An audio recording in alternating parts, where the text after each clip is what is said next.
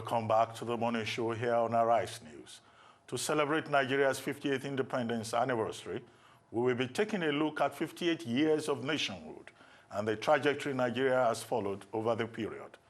We will be having a panel discussion comprising 5 distinguished gentlemen as they join me in identifying the missteps and milestones in Nigeria's checkered history and provide a prognosis on what needs to be done to catapult the country to a first world nation in the foreseeable future.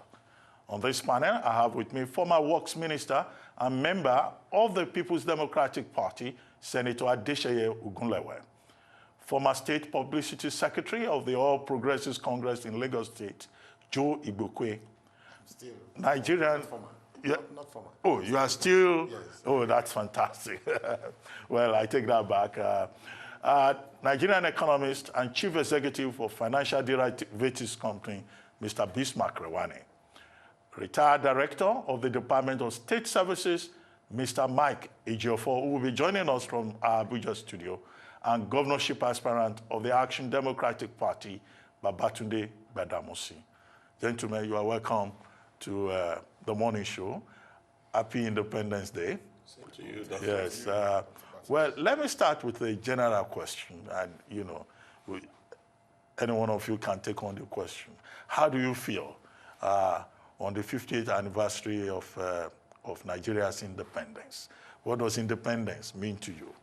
Let me start with you, Chief Ogunlewe. Well, thank you very much for having me. We thank God for going this far, although it could be better, a lot better.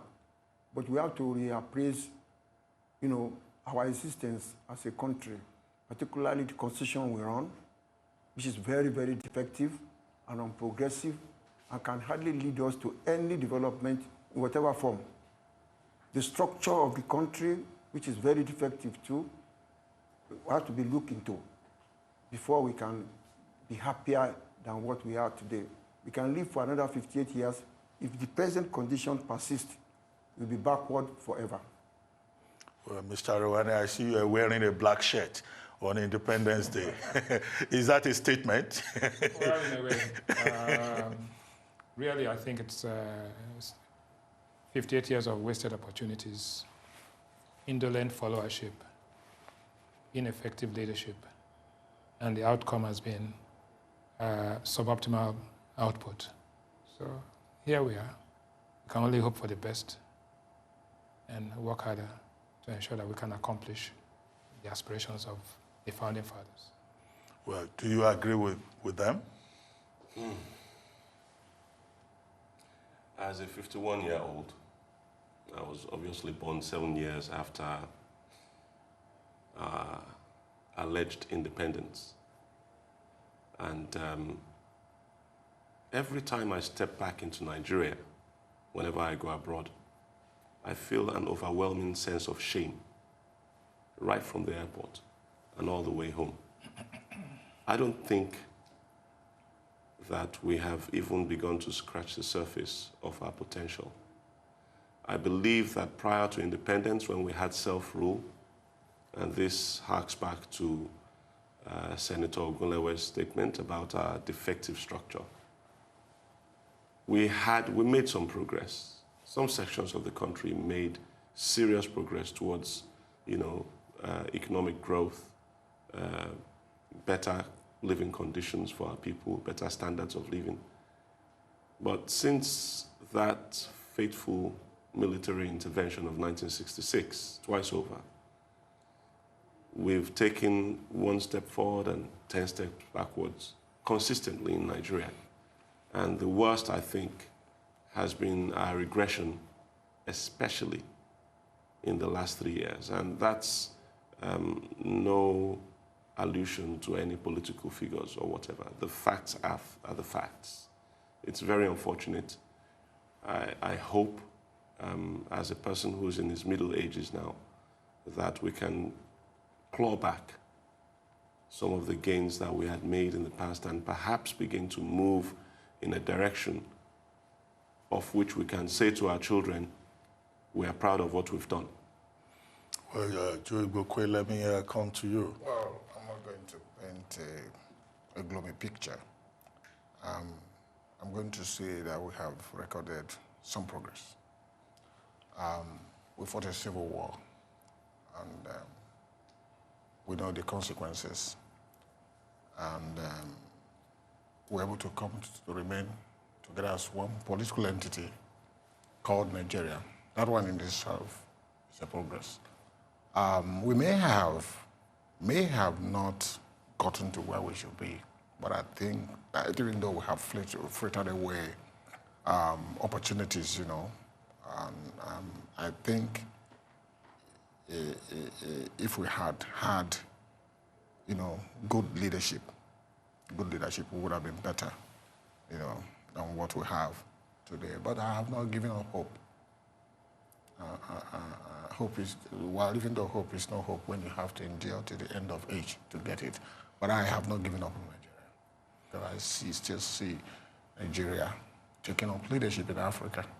If we can put our acts together, if we can manage our resources, if we can stop corruption, if people can decide to build this nation, not to plunder, then I think we'll make progress. Because I noticed over the years, you know, that some of the huge or humongous resources that would have used to transform this nation ended up into private pockets. And we have been doing this for years without conscience. Well, I mean, I haven't been getting a lot of enthusiasm from the panel in Lagos here. What I hear is wasted opportunities, some progress, frittered away opportunities that have been frittered away. But let's ask Mike Ejiofor in Abuja what he thinks. How do you feel on the occasion of Nigeria's 50th independence anniversary? The mood here is a bit subdued. Are you excited about how Nigeria has traveled over the last 58 years?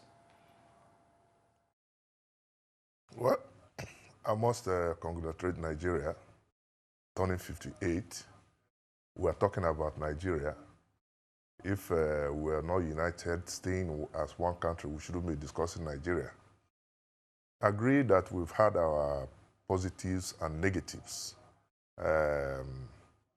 More of the negatives, I must agree, but I think we can do better. The fact remains that the greatest challenge we have, like some of the panelists that have talked about, is structure, bad leadership, and bad followership. Once we can get these three items sorted out, I think Nigeria will make more progress. We are talking of Nigeria at 58. I listened to the president this morning, like you talked about in your intro, the progress made by the military, the economy, the fight against corruption. Well, it shouldn't be, the problem should be laid principally on this administration. If you recall that more than half of the 58 years was under the military, where political structures were not developed. You agree that if the military had not come in, maybe we would have gone far beyond where we are now. So it's a question of leadership, our structure that has refused to allow us to grow, and followership too. Our people are docile. They don't want to talk. Like Fela will always say, I don't want to die. Nobody wants to die. But you recall that during the Nadeko, people came out, they spoke, and drove out the military. We got our independence through struggles of youths. But now, nobody seems to be talking. So we need to wake up. We need to get that patriotic consciousness, patriotic zeal that Nigeria is our country and we have no other country. Well, before you go, let me ask an open question, and the panel in Lagos can also comment on this. I see, we've been talking about leadership, we've been talking about what the followers, the people themselves can do. But there are some people who hold the view that indeed the Nigerian problem was created by the British, that this country was put together in 1914 and again given independence in 1960 with the British never hoping that Nigeria would do well. And in terms of structure, Nigeria was structured to fail and that we should be blaming the British? However, we struggled and fought for our independence. I don't think the British should be blamed for that because we have a peculiar situation, the multi-ethnic composition of Nigeria, multi-religious composition of Nigeria. So when we got our independence, ordinarily we should have adopted measures that will suit our own environment. Look at, we had parliamentary system of government when the British handed over, when we got our independence. But then we went into presidential system of government, pretending to be practicing federalism. We are not practicing federalism. And that's why I say that we need to restructure this country. The center is too strong. And that's not how federalism. We need to practice fiscal federalism. And I think the issues have been discussed and almost resolved with the 2014 confab. I think the government needs to. Any government coming in now, when the present government was coming in, they promised restructuring. People are coming in now, they're promising restructuring. But when they come into government, nobody talks about restructuring. So we need to restructure this country. I don't think the blame should be on the British, but on ourselves and our failure to take action to see how Nigeria can progress. Okay, Senator Ogunlewe, let me ask you, do you agree that the colonial masters are blameless in this matter? No. If we refer to their performance or action at that time, we are just wasting our own time too. That is past. What have we done to ourselves? I've been opportune to serve at various levels in this country. And I know how impossible for us to work with the system we are now. When 70% of your national revenue is spent on recorded expenditure. How do you cope? When it takes average of 4-8 years to pass a bill in the National Assembly. I was there. So how do you progress? Look at all the indices of any national development in the world. We are the worst. What must we do?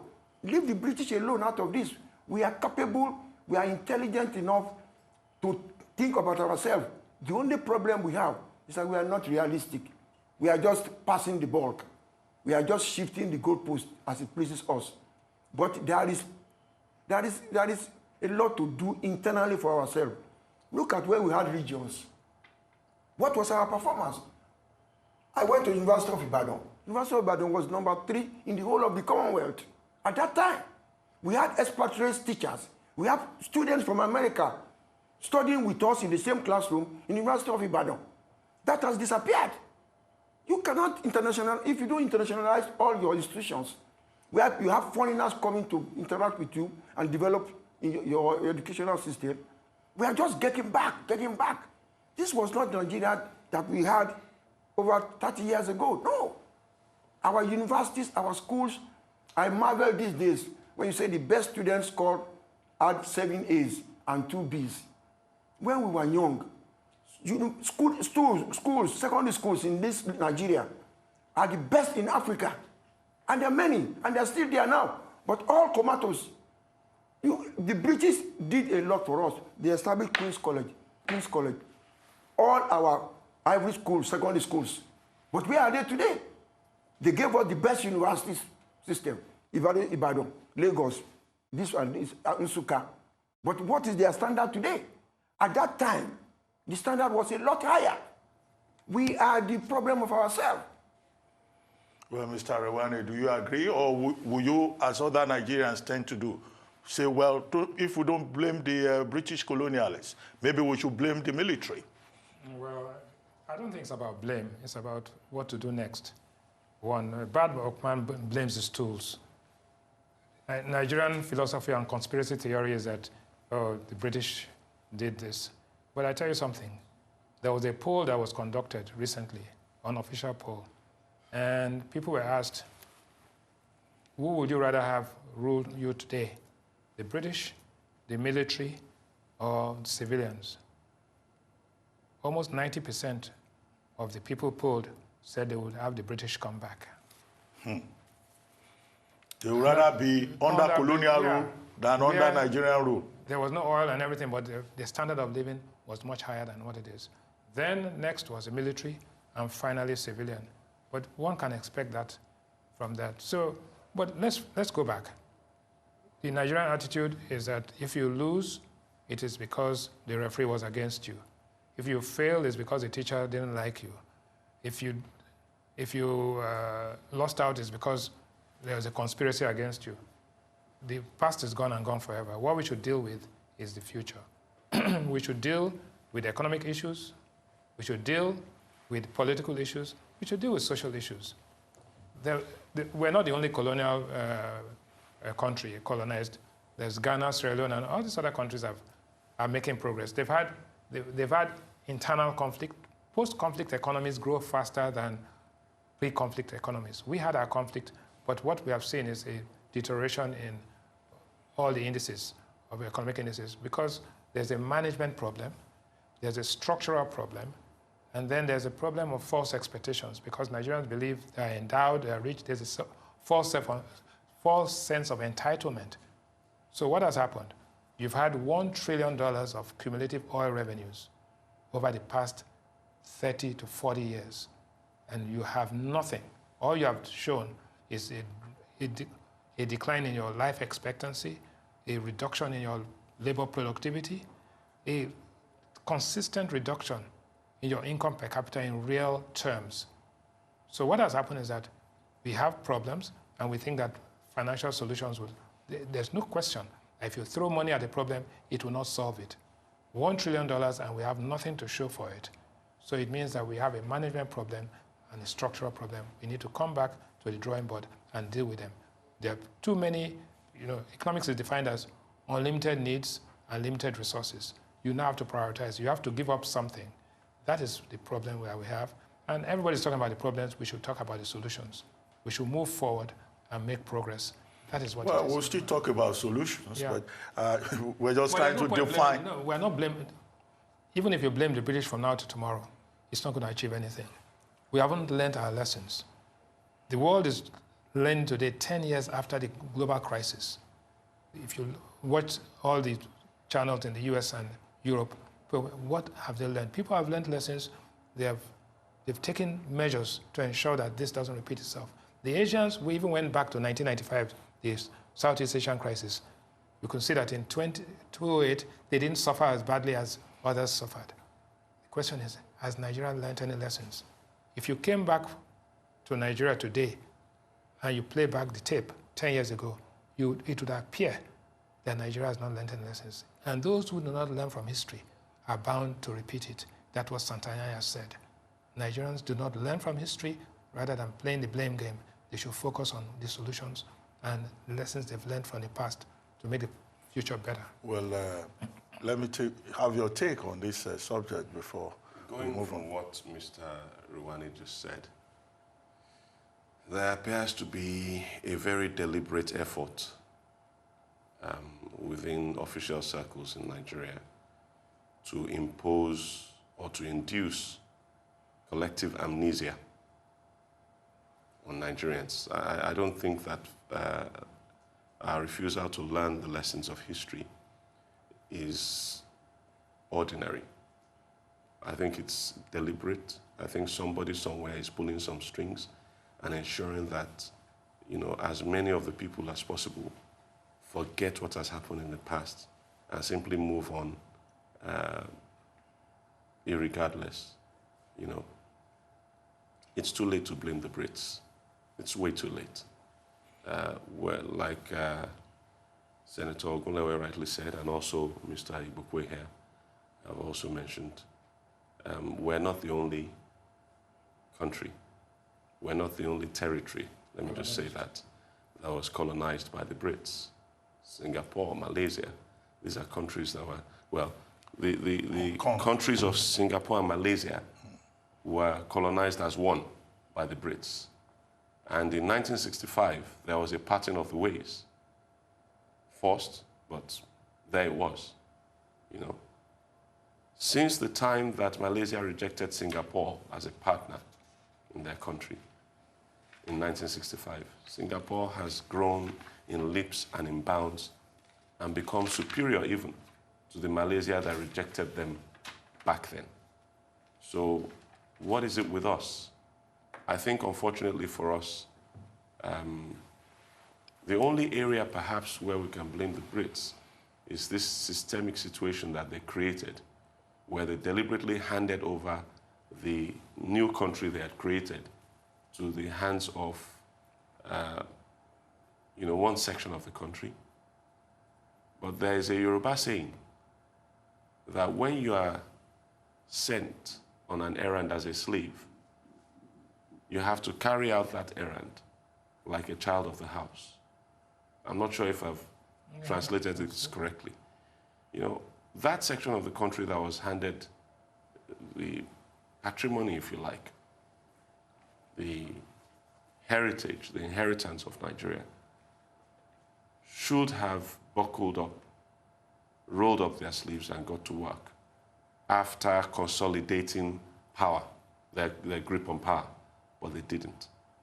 Instead, we slid into a never-ending precipice of recklessness, especially financial recklessness, landlessness, utter disregard for basic decency.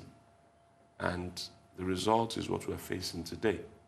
It's not possible for you to constantly, abuse what nature has given to you and not face some consequences. So it's us, we're the problem. And we need to wake up, yesterday. Well, Joe Igbokwe, I see you are nodding. It looks like you concur with all that has been said. I was in Ghana a few years back. And in the lecture, one man stood up and he said, if you see a problem somewhere that is not solved, somebody is responsible for that. You see, the blame game must stop. We need to deal with issues. We have the capacity to deal with issues. You see, Nigeria is where it is today because that's what we want it to be. It's either the civilians or the military, but they are all Nigerians since 1960. Reuben, our problem, we created the problems. They didn't take, when they left, they didn't take our resources. They didn't take our money. It's we that are taking the money to them. I was posted to Apapa, Wharf Landing Office. When I got to Apapa, I wept for this country. By the time I transversed, I was looking for an office. I was to set up an office because the work was in the hands of consultants, and I needed to get an office. I went into the whole of Apapa commercials. Well, some roads were done there by Fashola, but I went into GRA and noticed that everybody in Apapa GRA is almost out of Apapa. I went to Tinkana land. It was in a total mess. Tinkana land roads. And I knew that we are going to get to the stage where we are today. That at the time we come when the Apapa Wharf Road and the Tinkana land roads will go down. And gradually, I came there in 2015. I saw it. At the time, the two roads went down considerably. It's no longer motorable. Is it the British that did it? Where did all the money go? Apapa MPA used to be the game changer in terms of revenue. And none of the MDs there have looked through the window and saw the roads that this thing is going down. Nobody cared. When it comes by the British, our problems, we created ourselves. Reuben, how many times did the federal government award the East-West Road? How many times were the contracts given, concerning Enugu-Port Harcourt Expressway and other projects? People pocketed the money and went away. You can't achieve development by mere wishful thinking. It has to be practical. You have to follow it. One minister for finance, let me just add this. One minister for finance said a few years back. Well, let's go back to... I want to make this point quickly. He said, anytime they share the revenue, if you go to the forex market, it will be people, they will just be buying money, dollars. I mean, the governors. They are Nigerians. And they're just sending it out. Well, I see that there is a meeting of minds on this particular issue about where the rains began to beat us in this country. But let's go back to Mike Ejiofor in Abuja. Mike, are you there? Yes. Well, you referred to the president's speech, the broadcast, the national broadcast this morning. And you are a security expert. The president spoke at length about security matters. I don't know whether you listened to the broadcast, but basically he was talking about the government's commitment to the fight against insurgency and government's determination to win. He praised the armed forces and other security agencies and law enforcement agencies. He also talked about taking care of the welfare and entitlements of the soldiers, the military personnel, and also entitlements and welfare of their families.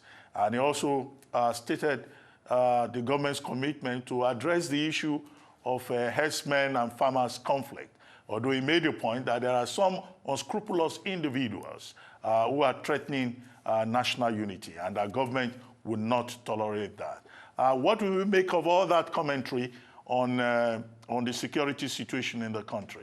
Do you think government has done what it promised, achieved something? Do you think that the praise for the security agencies is deserved, or they've not been up and doing? And what do you think about the issue of welfare? Well, I think the president's speech is very cheering and welcoming.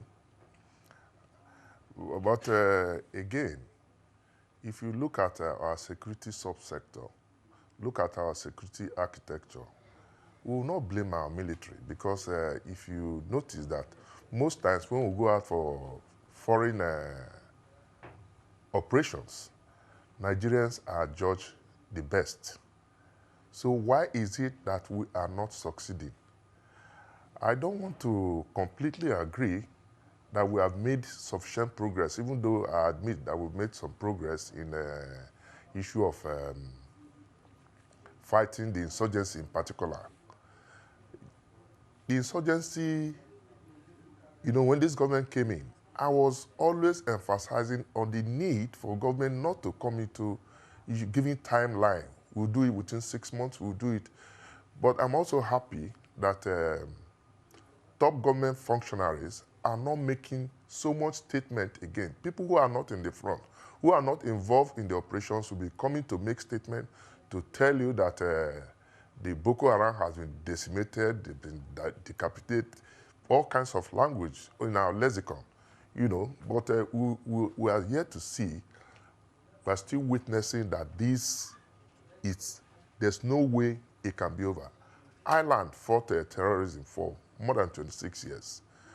Pakistan, Iraq, all of them are still fighting insurgency and terrorism. It's not peculiar to Nigeria. But where I have problem is when we take, Nigerians are concerned, I am equally concerned, because without security, there won't be any meaningful development. So we need to lay emphasis on our security, because that's the basis, the bedrock on which we can develop. But what are the sources or resources available to the security agencies? We should not be taking our security agency in terms of just in isolation. Look at the economy. Look at the fight against corruption. All these are contending forces, and security is not out of it. So definitely security is not sufficiently funded. And if it's not sufficiently funded, there's no way we can come out of it. But there are approaches we can use to, especially these herdsmen, farmers clashes. And these are very big challenges. It's not our security challenges. We are celebrating 58 years. They are not restricted to herdsmen clashes and insurgency. We have ethno-religious crisis. We have separatist agitation. Now election is coming. All these things are going to come up. The issue of IPOB, I think the government should look for a political solution to that. Where is Kanu? These are critical questions we should be asking for government to take decisive action to nip this crisis in the bud before they get out of hand. Because that was our government mishandled the issue of Boko Haram when their leader was killed extrajudicially by the police. And they went underground. We are still contending with it now since 2009. So there are many contending security challenges that government needs to apply political solution instead of waiting for it to mature and become a monster to us. You used the phrase earlier on, you talked about security architecture.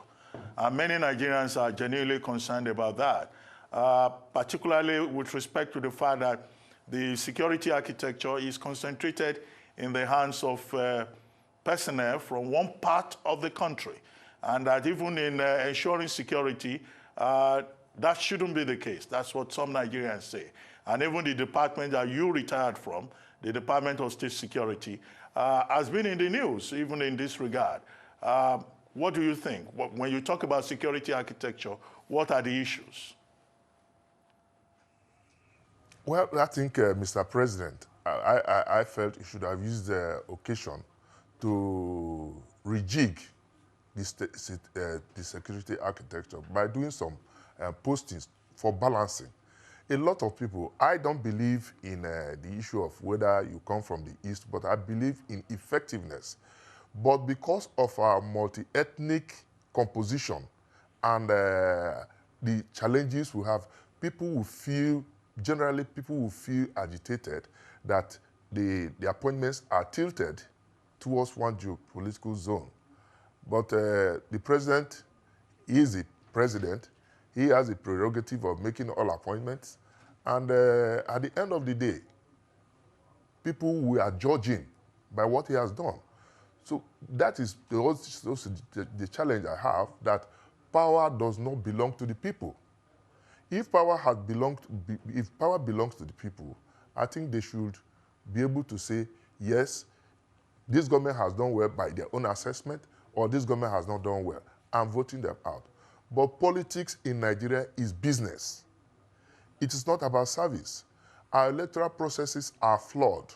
So the legitimacy of government is always questioned, because if you buy votes, that's the new one we have had. Before, we used to have a ballot snatching and all the rest of them. And these are issues that constitute security challenges. Look at what happened in Osun. It's a foretaste of what is going to happen in 2019. And our security agencies must be as detached as possible, be fair to all. And I think the president also should look at its security architecture and do some rejig. It's very important. What can be done? Mr. Rewane, the president also talked about the economy. 3 quick points in that speech. He said, one, that the Naira is stable. Is the Naira stable? He says inflation is falling. Is inflation falling? He says this government has been able to diversify the Nigerian economy away from oil. I'd like you to respond to those 3 points, and then maybe give us a picture as an expert of what the economic outlook for Nigeria is at this moment. Yeah. What I can say is that the comments are correct, but incomplete. The Naira is stable. Yes, it has been stable over the last 12 months. It is actually moving towards its fair value. So as far as exchange rate management is concerned, we have made some progress.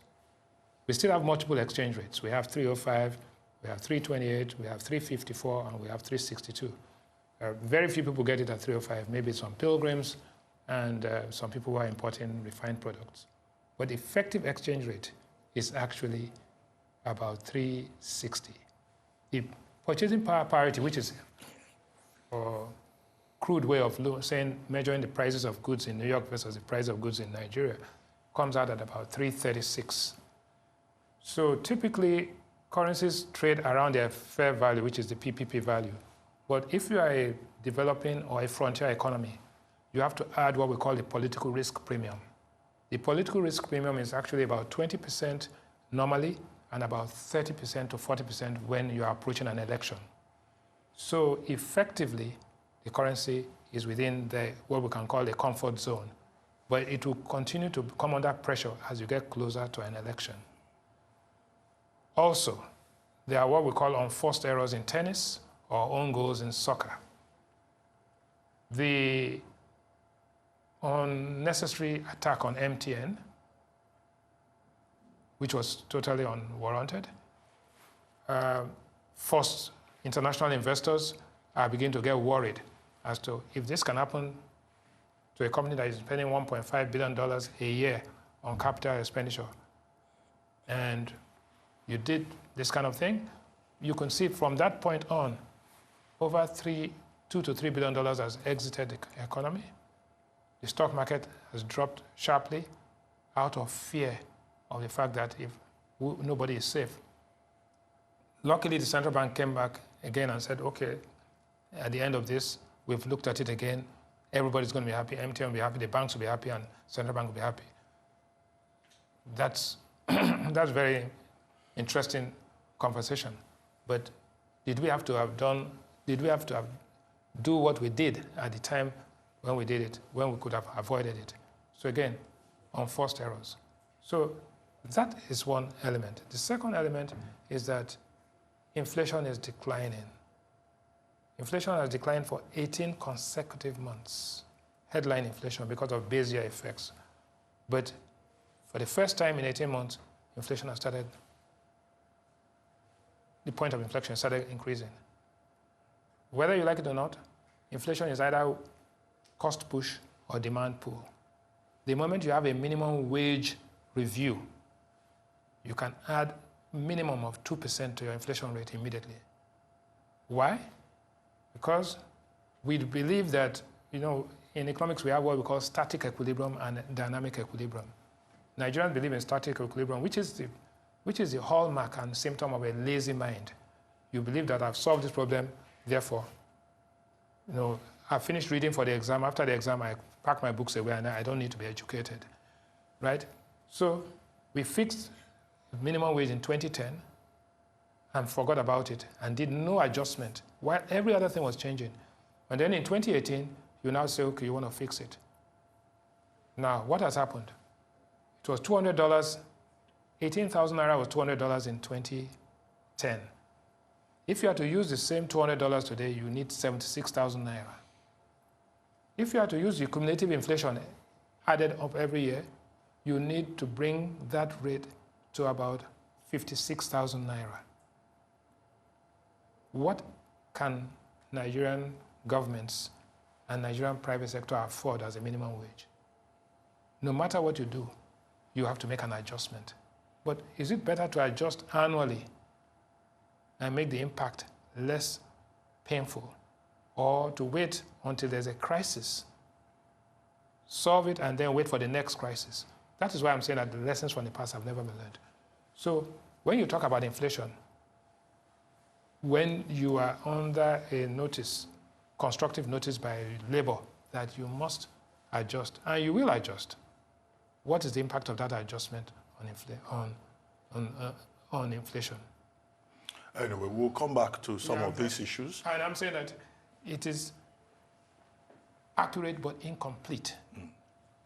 You have to tell the people the threats, and I have only one comment, which is nominally, all the indices are positive. There are about 6 indices.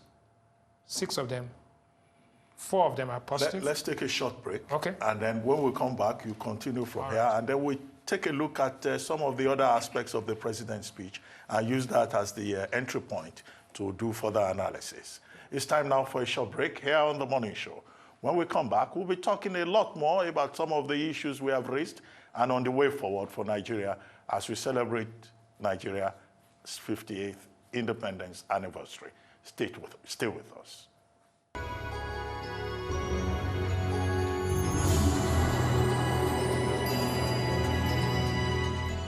Welcome back to the morning show here on Arise News. Now, the discussions will now continue on matters concerning us as Nigerians and the way forward as a country. Mr. Rewane, you were talking about the economy. Yes. But this time, I would like you to include in some of the criticisms from the Economist Intelligence Unit, from HSBC Securities, points about the fault lines in the Nigerian economy, which the Nigerian government more or less dismissed, you know. Even HSBC was labeled as a corrupt bank. No, but I mean, one can understand that in the heat of an election, anything is possible. And people are becoming extremely paranoid, which is unfortunate. You should take criticisms and learn from that. But like I was saying earlier, 6 parameters we looked at. 4 of them are positive nominally in terms of your GDP growth has gone from 0.8% last year to 1.7% in 2018. However, the rate of growth has started declining. We went from 1.95 in the first quarter to 1.5 in the second quarter. Your inflation rate has declined, but it's now going back up. Directionally, again, it's negative, but nominally it is positive. But the most important element is what we call the unemployment, underemployment data and the misery index. The underemployment data, underemployment data has not been released for 12 months. And our estimates is that it's coming in at about 40% from 37%. If you add that to the inflation rate, we get a misery index of 53. Everywhere in the world, once the misery index declines consecutively in 2 to 3 quarters before an election, the incumbent is on the ropes. Now, you have gone from 52 to 53. The rate of decline of the misery index is not as steep as it was, but it is dangerous. It means that 53% of Nigerians are miserable as against having hope. That is the economic story that is happening. And you can tell all of a sudden from the prices of simple commodities. Tomatoes is up, yam is up, even though we have the Ofala festival coming up on the 6th of October. So 58 years after independence, Nigerians are in misery. In misery, that is the truth. And therefore, when it's called by the EIU, and when it is called by HSBC, when it's called by the IMF that you squandered resources and you're not dealing with this as a crisis, you're dealing with it as business as usual. So the score that Nigeria is getting, the economic score, is positive, but Nigeria is underperforming its potential. Well, let me go back to the point where we were at the beginning, when all of you raised the point about leadership. And Senator Ogunlewe, I'll come to you now. The president, in that speech, talked about his administration hoping or committed to providing free and fair elections, credible elections, and ensuring that INEC is truly independent. Even the word independent was put in capital letters. Do you have any hope that this administration, with what we have seen in some of the elections, because this is a major point about leadership, will be able to provide credible elections, free and fair elections, and that INEC is truly independent? It's a tall order. Well, that is the wish of Mr. President, and one cannot take it away from him. But the operatives, what is their own thinking? What is their own performance level? And, you know, UA's report indicated how many years ago, 8 years, that every Nigerian must have a national ID card. It's there. So this issue of election, without knowing actually the number of population that you have, there is no identity on the voters. And if we have resulted into what we have perfected what the decisions were, or their recommendations were, we will not be in this problem at all. Whether you can even vote in your house. You can vote, you don't need to queue to vote anymore. But our own, we just neglected national ID card. So we now resulted into PVC. which is neither here nor there, which somebody can have 3. But there is hope if the president can assent to the new bill, that is the electoral bill, so that we can, it is this transmission that is even worse. We can vote before the conclusion of the voting and what is recorded before it gets to the collation center. That is our problem. It can be altered dramatically. You just put 1 and it is 1 million, or put 1. So we must look a little bit of electronic transmission of the results. Well, beyond that, aren't the political parties part of the problem? I mean, look at what is happening with the primaries in terms of internal democracy. In Ogun State, in Rivers State, you had multiple primaries. Even in your own state, Lagos, I know you are in PDP. Look at what is going on in the APC. You as a political leader in Lagos, what do you really think is going on with the APC? Although I don't expect you to... No. It is worse than what we are thinking, believe it or not. Politics have shifted from service to commercial venture. So it is winner takes all. It is no longer service. If everybody believes that politicians are there to serve, we are living in the past. The gains in political position is a lot more attractive than the service part of it. So isn't that's not the issue in Lagos State. It's about power. It's about Godfather and all that. Power and money. Spoils. It is not easy. You want to take power and take my means of livelihood. It is economic sharing. It is not service. If it is service, let anybody go. Once you can serve well, what is the problem? Gbadamosi, do you agree with that position about politics and what's going on in Lagos State and other states? I can speak specifically about the problems in Lagos.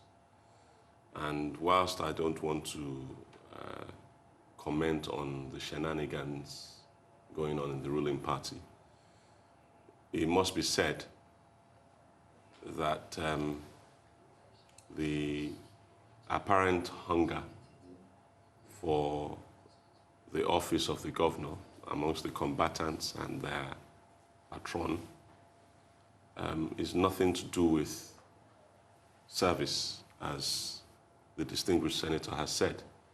It's more to do with who gets to control the resources of Lagos, or like somebody crudely put it on Twitter yesterday, it's more to do with who gets to eat Lagosians' taxes. And that's a tendency that we have to bring to an end. Nationally, not just in Lagos, in the whole country, we need to stop. You know, Mr. Rewane said that Nigerians are docile, that our followership is quite bad, and I don't think it quite captures the levels to which we've sunk, both the leaders and the followers. You know, look at the elections in Osun. That was an absolute disgrace to Nigerians. The election in Ekiti was bad enough, and then the Osun elections, the main election, and then the runoff election. I mean, come on. What on earth is wrong with us? Why are we like this? You know, somebody, you know, in one of the political parties alluded to a master plan in Lagos yesterday. And I asked the question, what master plan? What master plan is it? What mysterious master plan is it that they are following in Lagos, that they've been following for the last 19 years, that the citizens are not privy to? Mahathir Mohamad ran Malaysia for 15 years. And in those 15 years, he revolutionized the country totally. Well, I see your point. Service. I see your point. Is what we should be after. Igbokwe here has been sitting quietly, listening to Senator Ogunlewe and Gbadamosi. Well, you've heard this, that we're using Lagos State as an example of what is going on in the political space. And you have had the points made that, you know, in Lagos, it's about sharing the spoils of office, and that the so-called master plan does not exist. And now your party, which you serve in Lagos as a publicity secretary, has not even been able to conduct simple primaries. What really is going on? Yeah, well, if you are not within, you won't know what is playing out. No, but everything is out in the open on the pages of newspapers. You make a lot of assumptions, but we have been in the system. I've been the publicity secretary for close to 13 years now, so I know a lot. To people outside, they will think it's all about sharing money and all that, but it goes beyond that. Sometimes how about eating taxes? You talk about supremacy of the party, to make somebody not lose control of where he's coming from. You see, there are certain things I will not say here. No, feel free. But we need to look at the big picture of what is going on. Yes, if you're outside, you say eating taxes. If you are not in, you won't know what is going on. You can make a lot of assumptions. But I understand the politics of Lagos very well. I've been here since 1985, since I left university. And you know that I'm not a stranger from my works, And it's part of the beauty, what is happening in Lagos is part of the beauty of democracy. And if you put Nigeria one side since 1999 and put Lagos by the side and weigh the option, you will know that Lagos has maintained a steady growth and is the pride of Nigeria. That's one thing I know. It's the pride of Nigeria. That's where almost 60–70% of the graduates of all Nigerian universities head to after service. No, I would like you to address the conflict between, let me be specific now, between the Tinubu group and the Abati group. And I want you to feel free. I know, Tinubu is also your godfather. I know you also have an appointment with the Abati administration. Just put the matter on the table because a lot of Nigerians are concerned. This is a classical case study of the crisis of godfatherism. No, it's not that. It's not that. I was in the meeting of the leaders of thought in Lagos, whether they are National Assembly members, State Assembly members, the GSC, the party itself. And when you look at the matter on the table, you find out that it's not about money. It's about governance. It's about... Should one individual claim that he's the one who has designed a master plan for a whole state, and any other governor that comes must follow his own personal master plan? No, it's not a personal master plan.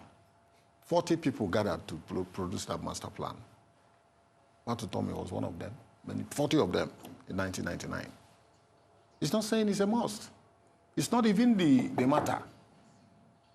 It's not even the matter following the master plan or tax issues. It's not even the matter. Like I said, leave that. There's no need talking about it. Senator, what is your party doing? I served Lagos State government for 35 years. I rose from clerk to the permanent secretary. So when I talk about Lagos State, I served. I was in charge of lands and housing and survey for 6 years. Things have changed drastically. People that I gave land to free, they are in Nigeria in thousands. I never took a kobo. Things have changed. It is all commercial. Look at the scenario. There is Alpha Beta. Yes. Alpha Beta takes 15% of the revenue of Lagos State. And it is always exaggerated. The revenues are not accurate. To take the 15%, you raise the revenue to 500 billion. So you take your 15%, then you go to borrow. Lagos is the highest debtor in the whole of Nigeria. And the highest revenue earner. How does that one work out? How does that one work out? They are talking about as if we never served Lagos State. We served for 35 years. There is hardly any infrastructure in Lagos State that I was not involved in the construction. And we served under Jakonde that constructed 22,000 classrooms in 4 years and 10,000 housing units all over Lagos State. They are still there today. Where is the master plan? Well, but I will see you want to be governor of Lagos State, obviously because you think things are not going right. Do you share the view of the senator? You know, distinguished senator, I want to thank you for your meritorious years of service to Lagos State. You will definitely never be forgotten for what you've done. My uncle Rashid was appointed at 28 the Commissioner for Economic Development and Establishment in Lagos State. And he and his group, you know, the Johnson cabinet, put together a master plan for Lagos State. That master plan was followed by successive governments right up to the Jakande administration. And the Jakande administration, you know, went full blast at implementing that master plan, somewhat rejigged, okay? As the senator has rightly pointed out, so many housing units. If you ask how many housing units, affordable housing units, have been built since 1999 till date, they are less than 10,000. If you ask how many kilometers of roads have been built in the last 19 years by this current administration, it's the same administration. It's an unbroken administration for the last 19 years, irregardless of what anybody says. And for that period, you take a snapshot of that 19 years and you take a snapshot of the 4 years of Jakande, and you begin to see that we are running a failure. We have been running a failure for the last 19 years. Let's leave Lagos State for a while. I mean, we're just using Lagos State politics as a case study for what is going on. Let's go back to Abuja, where Mike Ejiofor is joining us in the studio. Mike Ejiofor, yes, good to have you back in this conversation. I'm sure you've been listening to the three politicians. From your own experience, what do you think is the matter with political parties in Nigeria? Because we've been saying, look, we're under civilian rule and we don't seem to be getting it right. So many contradictions have been pointed out.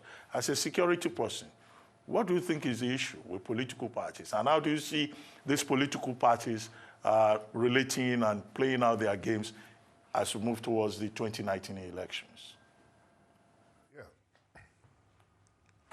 I can tell you that most of our security challenges are politically generated.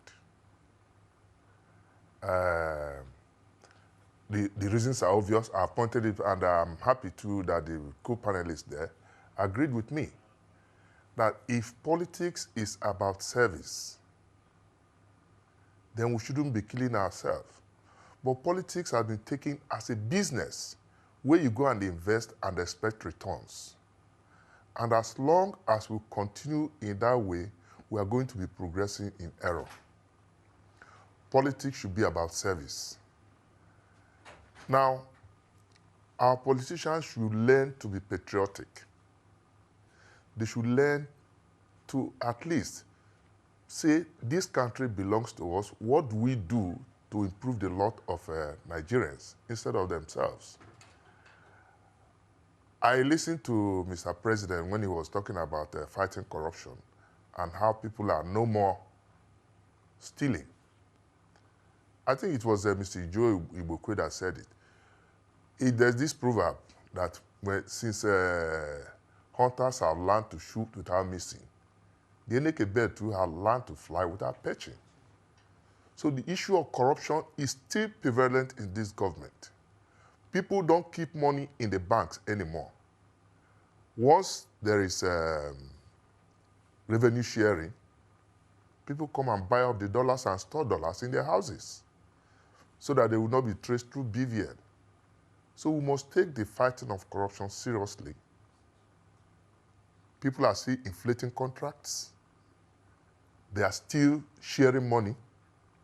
But the difference now is that the money is now circulating in few hands. I am not a politician, I'm not justifying it, but in other climes, like the previous government has been accused of corruption, the money was spreading. But because of the introduction of the BVN and the TSA, People are afraid to go to the bank anymore. They store money, keep money in their houses. So what we should be doing now is to create institutions. Use institutions to fight corruption.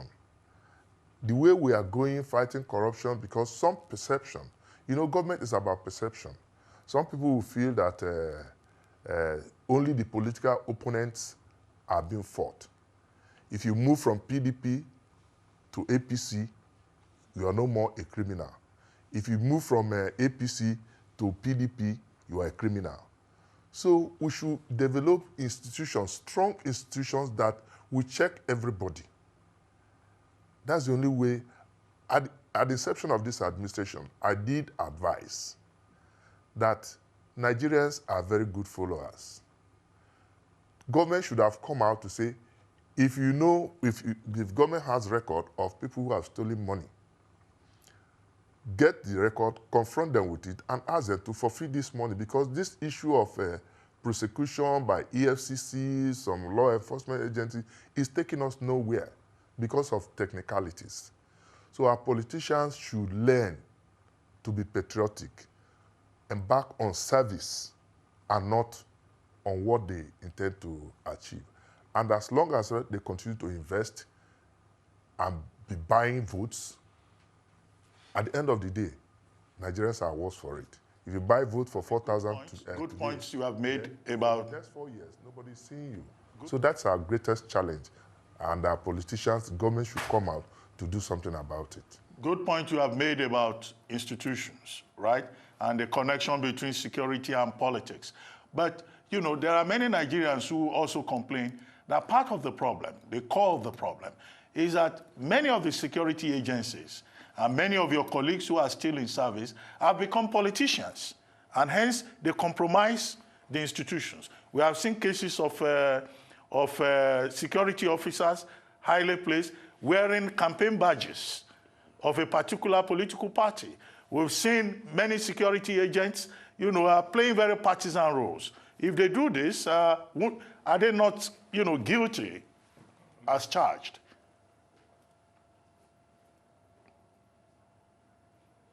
Hello, Mike Ejiofor, did you get that question? Hello? Okay, maybe we lost the connection there. But let me come to you. I want to, there's something, some of the things he said that I felt was not, it's not the true picture.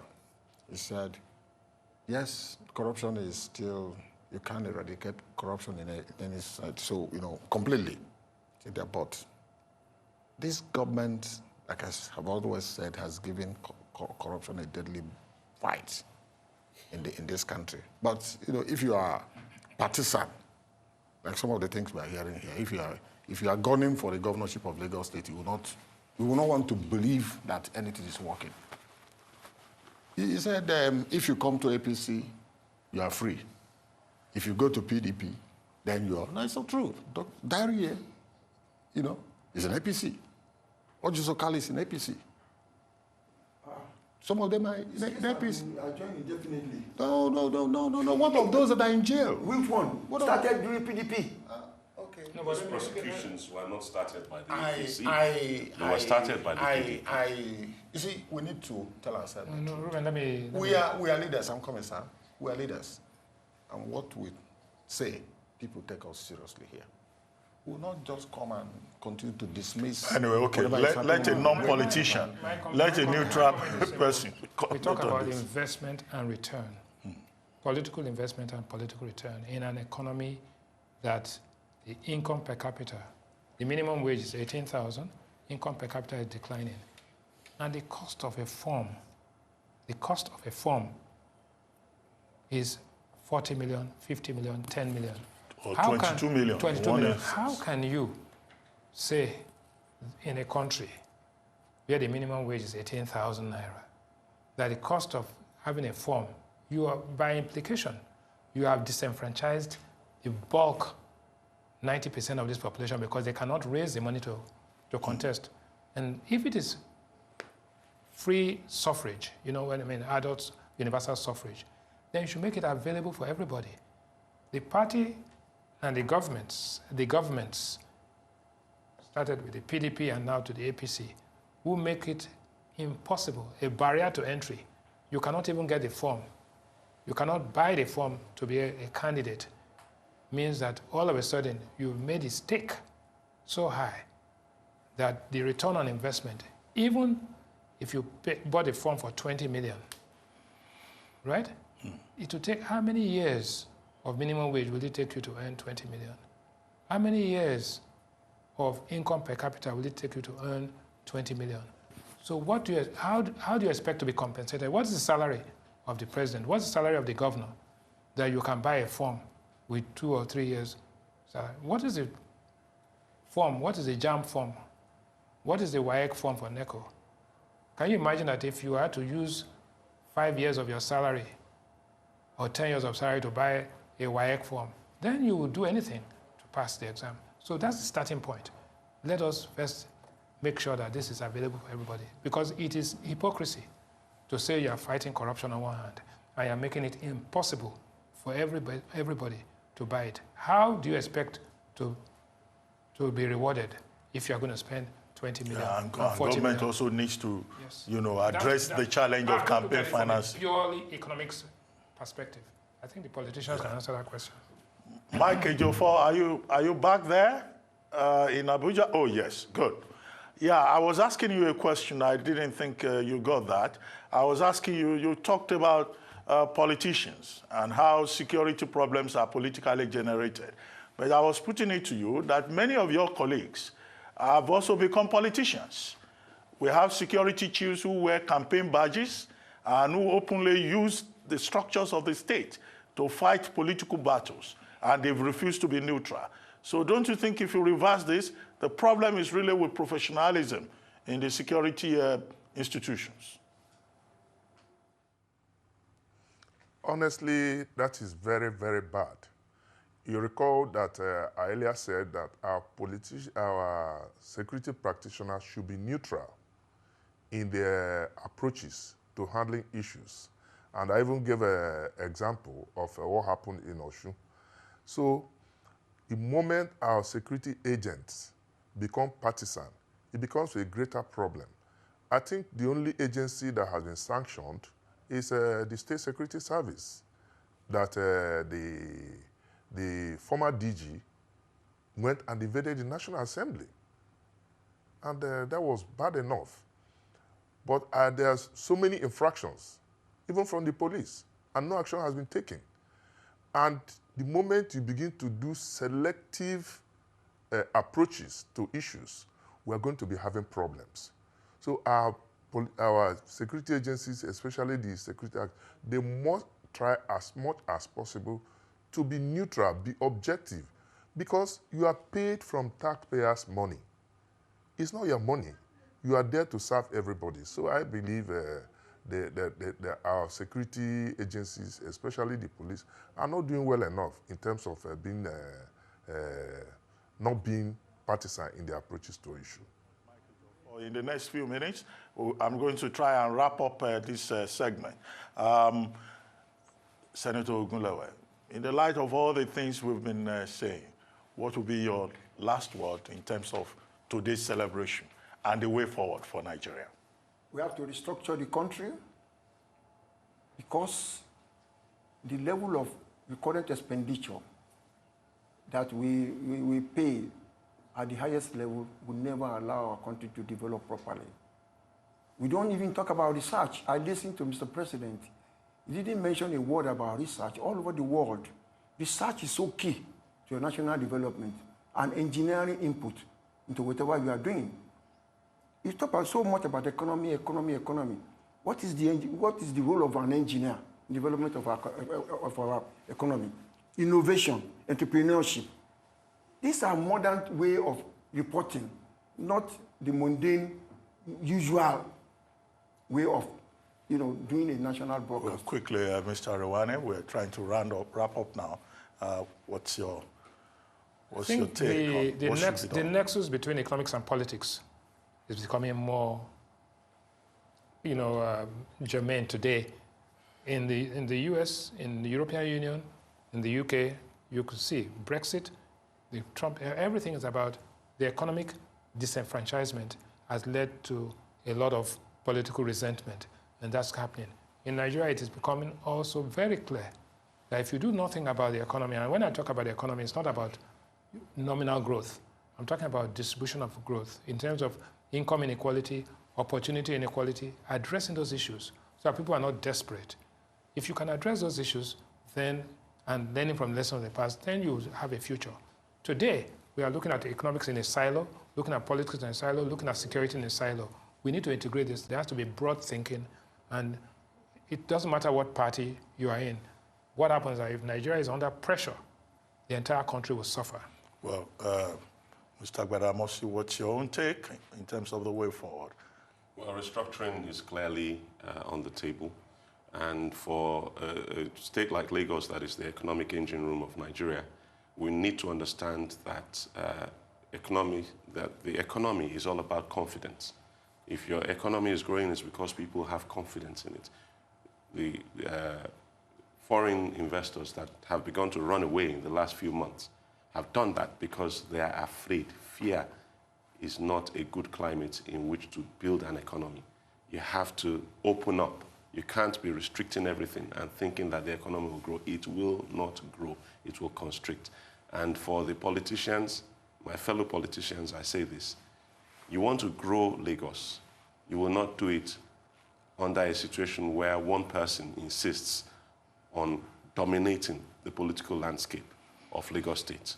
Well, Igbokwe, I know you would like to respond to that last bit, but very quickly, because we have to go. I'm moving away from that. I'm just talking about elections. You know, somebody talked about Osun elections and Ekiti elections, and they forgot what happened in 2014.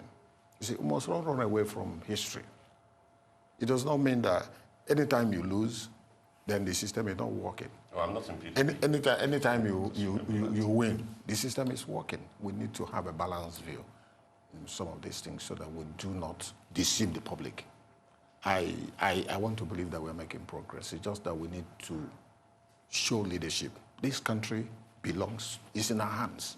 Nobody's going to come from America to come and build it for us. Nobody's going to come from UK to come and build it for us. We need to acknowledge when progress is made, and when we have a problem, we should be able to acknowledge that we have a problem. Thank you very much, Igbokwe. Thank you very much, Gbadamosi. Thank you, Mr. Rewane. Thank you, Senator Ogunlewe. And thank you very much, Mike Ejiofor in our Abuja studio. We've been discussing Nigeria at 58, and we've raised quite a number of issues. It's time now for a short break on the morning show. When we return, our Rice News analyst, Emmanuel Efene, will join us with a review of the top stories in today's newspapers. Stay with us.